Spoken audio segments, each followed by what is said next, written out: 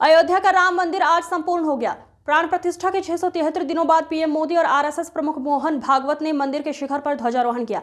सुबह अभिजीत मुहूर्त में बटन दबाते ही 2 किलो की केसरिया ध्वजा 161 फीट ऊंचे शिखर पर फहराने लगी। पीएम भाव विभोर हो गए। उन्होंने धर्म ध्वजा को हाथ जोड़कर प्रणाम किया। प्रधानमंत्री मोदी ने 32 मिनट भाषण दिया। सियावर रामचंद्र की जय से संबोधन की शुरुआत की गई और बोले, सदियों के घाव भर रहे हैं, सदियों की वेदना आज विराम पा रही है। सदियों से आस्था डिगी नहीं, एक पल भी विश्वास टूटा नहीं। धर्म ध्वजा केवल ध्वजा नहीं बल्कि भारतीय सभ्यता के पुनर्जागरण का प्रतीक है। आने वाले सदियों तक ये ध्वज प्रभु राम के आदर्शों का उद्घोष करेगा। ये ध्वज प्रेरणा देगा कि प्राण जाए पर वचन न जाए। अयोध्या वो भूमि है जहां आदर्श आचरण में बदलते हैं। ये वो भूमि है जहां राम ने जीवन शुरू किया। इसी धरती ने बताया कि एक व्यक्ति अपने समाज की शक्ति से कैसे मर्यादा पुरुषोत्तम बनता है। सियावर रामचंद्र की, सियावर रामचंद्र की जय सिया राम। उत्तर प्रदेश की राज्यपाल आनंदीबेन पटेल, राष्ट्रीय स्वयंसेवक संघ के परम पूजनीय सरसंघ चालक डॉक्टर मोहन भागवत जी, उत्तर प्रदेश के मुख्यमंत्री योगी आदित्यनाथ जी, श्री राम जन्मभूमि तीर्थ क्षेत्र ट्रस्ट के अध्यक्ष पूज्य महंत नृत्य गोपाल दास जी, पूज्य संत समाज, यहां पधारे सभी भक्तगण, देश और दुनिया से इस ऐतिहासिक पल के साक्षी बन रहे कोटि कोटि राम भक्त, देवी और सज्जनों, आज अयोध्या नगरी भारत की सांस्कृतिक चेतना के एक और उत्कर्ष बिंदु की साक्षी बन रही है। आज संपूर्ण भारत, संपूर्ण विश्व राममय है।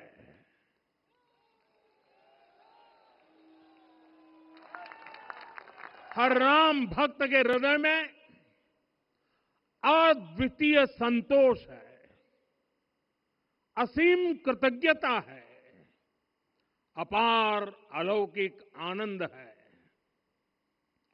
सदियों के घाव भर रहे हैं, सदियों की वेदना आज विराम पा रही है। सदियों का संकल्प आज सिद्धि को प्राप्त हो रहा है। आज उस यज्ञ की पूर्णाहुति है जिसकी अग्नि 500 वर्ष तक प्रज्वलित रही। जो यज्ञ एक पल भी आस्था से डिगा नहीं, एक पल भी विश्वास से टूटा नहीं। आज भगवान श्री राम के गर्भगृह की अनंत ऊर्जा, श्री राम परिवार का दिव्य प्रताप इस धर्म ध्वजा के रूप में इस दिव्यतम भव्यतम मंदिर में प्रतिष्ठापित हुआ है। और साथियों, ये धर्म ध्वजा केवल एक ध्वजा नहीं, ये भारतीय सभ्यता के पुनर्जागरण का ध्वज है। इसका भगवा रंग, इस पर रचित सूर्यवंश की ख्याति, वर्णित होम शब्द और अंकित कोविदार वृक्ष राम राज्य की कीर्ति को प्रतिरूपित करता है। ये ध्वज संकल्प है, ये ध्वज सफलता है। ये ध्वज संघर्ष से सृजन की गाथा है। ये ध्वज सदियों से चले आ रहे स्वप्नों का साकार स्वरूप है। ये ध्वज संतों की साधना और समाज की सहभागिता की सार्थक परिणति है। साथियों, आने वाली सदियों और सहस्त्र शताब्दियों तक ये धर्म ध्वज प्रभु राम के आदर्शों और सिद्धांतों का उद्घोष करेगा। ये धर्म ध्वज आह्वान करेगा, सत्यमेव जयते नानृतम, यानी जीत सत्य की ही होती है, असत्य की नहीं। ये धर्म ध्वज उद्घोष करेगा, सत्यम एक पदम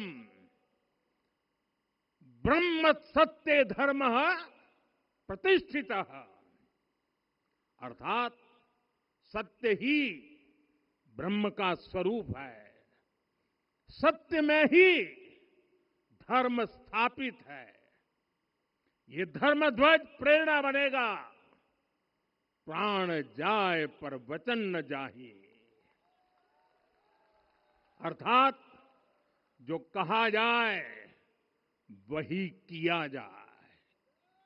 ये धर्म ध्वज संदेश देगा, कर्म प्रधान विश्व रची राखा, अर्थात विश्व में कर्म और कर्तव्य की प्रधानता हो।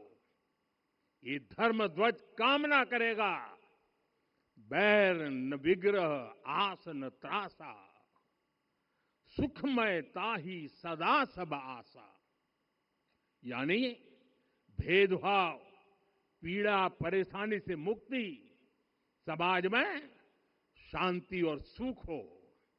ये धर्म ध्वज हमें संकल्पित करेगा, नहीं दरिद्र कोउ दुखी न दीना, यानी हम ऐसा समाज बनाएं जहां गरीबी न हो, कोई दुखी या लाचार न हो।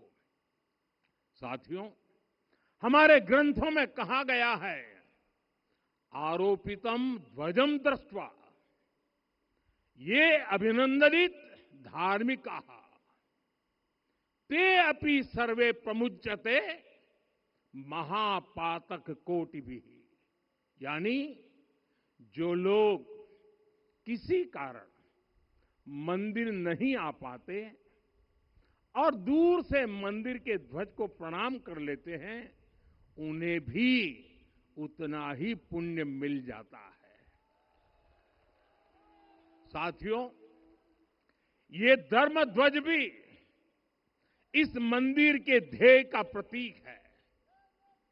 ये ध्वज दूर से ही राम लला की जन्मभूमि के दर्शन कराएगा और युगों युगों तक प्रभु श्री राम के आदेशों और प्रेरणाओं को मानव मात्र तक पहुंचाएगा।